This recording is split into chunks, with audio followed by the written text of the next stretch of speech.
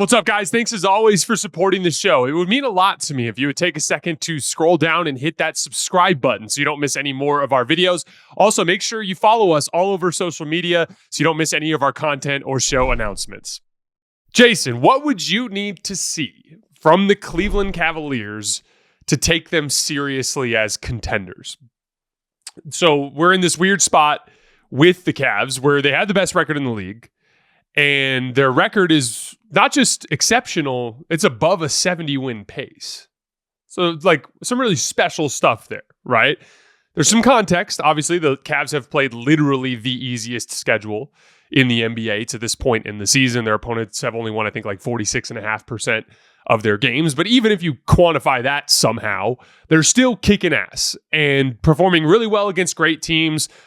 Started their West Coast road trip with a dominant win over the Cleveland Cavaliers, a game where it's kind of back and forth for the first quarter and a half, and then they just exploded in the second quarter the same way they usually do. Just really, really good defense, getting out in transition. That team is legitimately one of the funnest basketball teams I've ever watched in transition. They remind me of the early Warriors, the way they weaponize that chaos to generate high-quality threes. They're shooting the ball extremely well as a team. They're defending at a super high level. They're playing a very smart brand of basketball. It's awesome. It's beautiful what we're seeing, right? So first and foremost, I do take them seriously as championship contenders. The question is, how seriously? And before we get into that, we got to talk a little bit about NBA history. Since Kevin Durant left the Warriors, in those 5 seasons, there have been 10 teams that finished with a top 2 net rating in the league.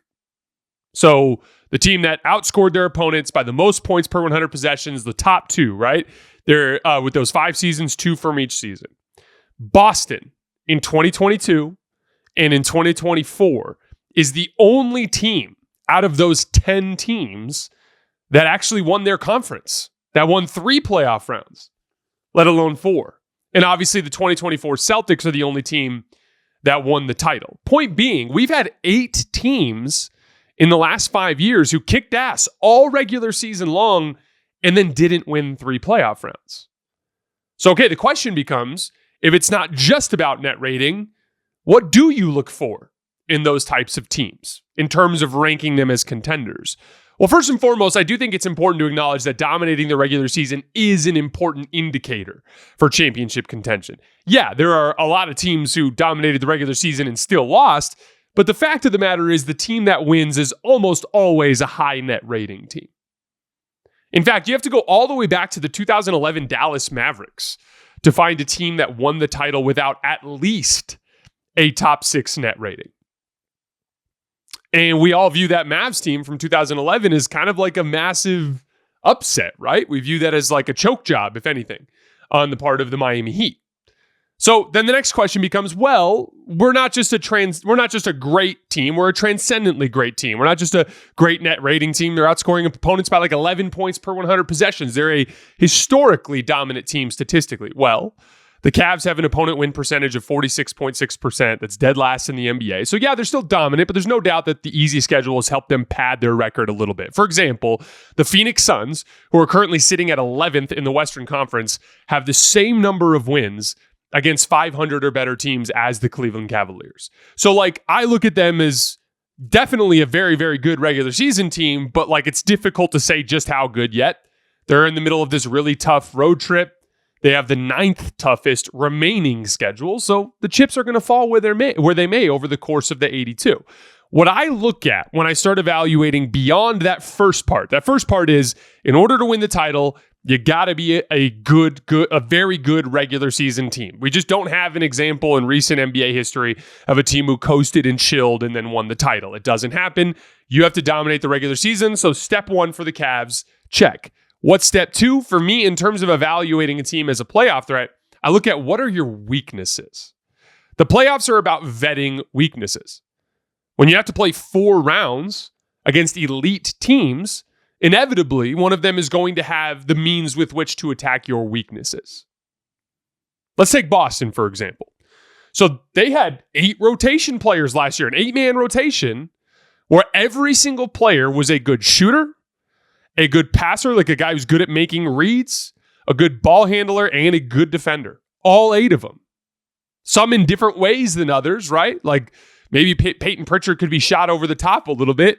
Maybe Kristaps Porzingis could be exploited a little bit in space, but as the totality of the lineup, because they were able to put Kristaps on guys who couldn't shoot above the break 3 so that he can run a drop coverage, because Peyton Pritchard was primarily working against bench groups in smaller doses, it just didn't matter. The point is they didn't really have a weakness. They didn't have a weak point you could attack in their defense. They had so much offensive firepower that they could withstand bad games from their stars. They were a good rebounding team. They were a good transition defense. They didn't turn the ball over. So, why did the Celtics win the title? 1, because they attacked the regular season to establish the necessary habits and details, right? But 2, because they were a very well-built basketball team for the playoff setting. We have to look at the Cavs through that type of lens. So, for instance, why did a dominant regular season team like the 2022 Phoenix Suns get upset in the second round? Actually, this to me in recent NBA history is the best corollary for this Cleveland Cavaliers team. Everyone thinks Donovan Mitchell is a star player. I agree. So is Devin Booker. But Devin Booker is not the kind of guy that you would view on the same level as the top guys in the league. Same goes for Donovan Mitchell. Darius Garland, a very, very, very good guard alongside Donovan Mitchell. Same could be said about Chris Paul with that Phoenix Suns group. Having a guy like Mikal Bridges, having a guy like DeAndre Ayton, that was a very talented roster. Cam Johnson too, right? That was a very talented roster, but what happened? They ran into a Luka Doncic-led Mavs team, and they couldn't guard Luka.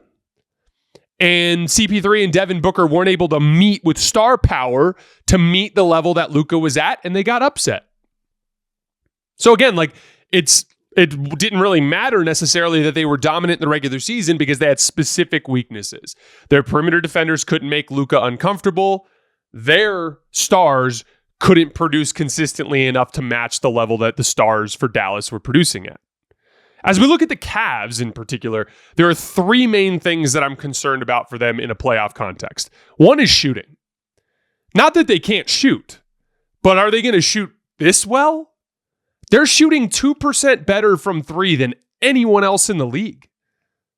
They're shooting damn near 45% on transition threes. I was watching that Nuggets game, that onslaught in that second quarter. It's packing the paint, getting stops, running down in transition. It's another 3 for Darius Garland, another 3 for Sam Merrill, another 3 for Sam Merrill. They're just going in and they're going in and they're going in and they're all going in. 45% on running threes, running up the floor in transition, that's a sky-high number. So I do have a little bit of a concern in the sense that, what happens if they get into a tough playoff series where the shots don't fall at the same level that they've been shooting? 2 is regular season margins. Kenny Atkinson has brought into the Cavs an incredibly smart approach to the regular season. They are incredibly locked in on the details. They're dominating on the margins. They're forcing turnovers. They're getting out in transition. They're sharing the ball more and splitting the load offensively so that you're not becoming heliocentric and predictable in the half court. They've been the best half court offense in the league this year. They are playing a very, very smart regular season brand of basketball. But because such a huge part of their success is forcing turnovers and getting out in transition, what happens if you do run into a team that has elite ball handling, that takes good care of the basketball, that manages to strangle the pace? And then what if you also have some shooting woes in a situation like that? Then it turns into more of a rock fight, an ugly half-court basketball game. From there, that brings me to my third concern, which is entry points. I still see an opportunity for a good team to get the Cavs into rotation through attacking some of their lesser defenders like Darius Garland and Georges Niang, and so on and so forth. So, again, if I'm talking about winning the title, it's not about beating Indiana in the first round. Cleveland's going to beat whoever it is they face in the first round in all likelihood. But what if you do face Milwaukee in the second round? What if you do face Boston in the conference finals? What if you do have Oklahoma City waiting for you or Dallas waiting for you in the championship round? You have to go through those teams back to back to back. And some of those teams have the ability to attack your specific weaknesses. If I had to do it right now, if I had to rank, I would still keep Boston number 1, OKC and Dallas first. I would have Cleveland kind of like with New York in that like 4-5 kind of competition at this point. But I'm not saying they can't do it. I'm just saying we're less than halfway through the season. You've played the easiest schedule in the league. I would like to see more before I finally decide where to place this team in the contenders list when we get closer to the end of the year. And the schedule is getting tougher. We are going to learn more. They're about to play Golden State tonight, turn around and play the Lakers tomorrow. They have to play Dallas, albeit without Luka Doncic. They're going to come home and they're going to have to play Oklahoma City next week. We're going to get more opportunity to learn from this team and see them against some of these matchups and have a little bit better read of what their weaknesses are so that we can make that sort of judgment call when we get there. All I'm saying is you can't take sky-high net rating and really good regular season record to the bank for a championship. Ask the 2021 Utah Jazz.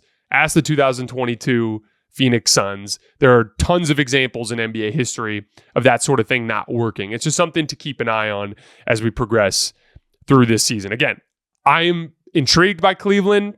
I want to see where I could see them being above Oklahoma City and Dallas. I could see that by the end of the season, I view Cleveland as the second best championship favorite behind Boston. I'm just not there yet, and I want to see more.